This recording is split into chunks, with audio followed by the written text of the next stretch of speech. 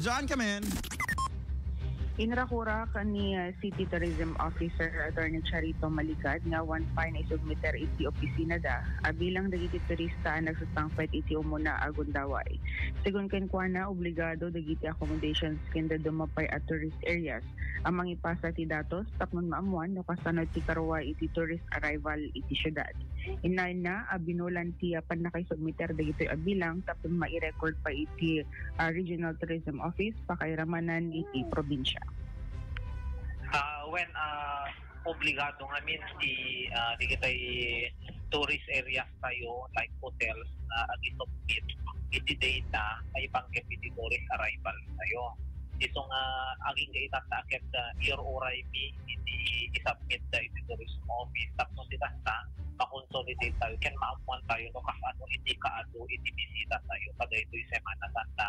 At the same time in compliance method iti lintek tayo na isubmit iti regional office tayo ken ti probinsya tayo. Awan siya tayong table the search?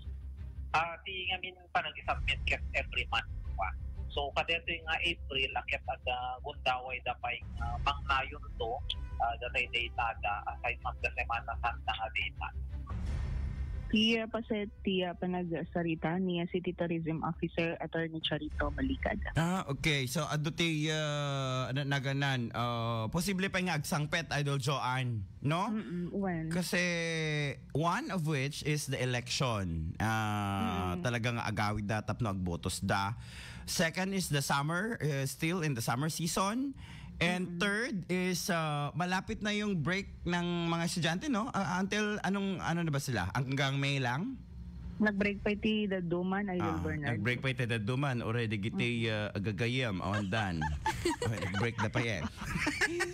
Kas kabara ka dito panyempo, nag-break na pa yan. So, yun yung mga instances why we're waiting for more. We're not just stable on the latest counting na dikiti. We are waiting for more. Gapo ka dikiti nga instances. Nya? Nga umay dito Ilocos Norte. Nang na itilawag City. Now, what can Lawag City Tourism offer kadigitoy no agsangpet danton Idol John? Adaba digiti kabaro nga pagturungan digiti turista tayo or same as it is? Iso pay laeng Idol Bernard ngem na develop laeng adati ipaay nga signages ken pakaammo nga mabalin nga aglako digiti aglako ti empanada iti Lawag Sanduns. Ken bayad na diya, da pesto bayad ti noglako kami tilawag ket adalata bayad na ti pampanunutin ta tao. Adabi question idi kalman ipadanon mo to man. Adaba talaga bayad na deta plaza wino awan. Iso day di report tayo Idol Bernard nga interview tayo ken Attorney Pereira iso na tinangisayang kati investigation ket nang gantay nga rod ti sentimiento dagiti merchants 40 plus di ba? Awan ko digiti mabayadan at ipaay nga rod ti city government nga libre. Apay nga rod ada nga latag agkolekta. Awan nga rod DJ. Apay di na matiltiliw ko ma.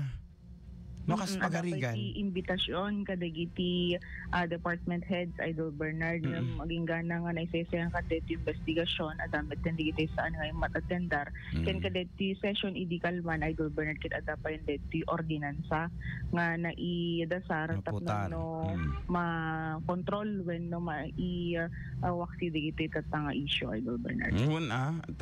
Libre ko nada na maulaw mo tapieken libre tas madaduma agbayad mo digiti kakailyan tay nga aglako dita. Libre, di ba?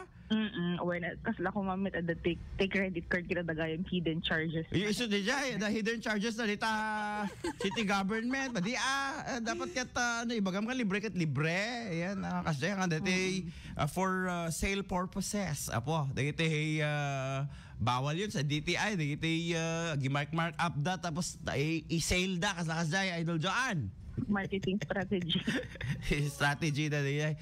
Ngayon handa pa apay di da mabuksilan digiti nagnagan digiti agkolekta. Nasandang rod nga dakamaten Idol Bernard unless proven guilt siguro ken adet investigation. No, what I mean is not the identity because of the Privacy Act but taga-ano digitoy a private or agtrabaho ti gobyerno or the connection da iti uneg ti city government. according ka dati imo ng investigasyon, Idol Bernard, ket may pagarup nga private individual, Idol Bernard. Ngem adamit digiti na imbitaran nga department heads bikad ada nga tati connection da kung Yun yung tanong. Ada nga ta ti connection na yan taonig may panggap iti daytoy. Yon ang ating tanong. Ang tanong, sino? Sine. Yan. Tay. Okay. Okay, go ahead, Idol Joanne. DJ Palain ki damag iti syudad ti Lawag, Adwarte 99.5 Bas Lawag, Idol John Kising Tatapper.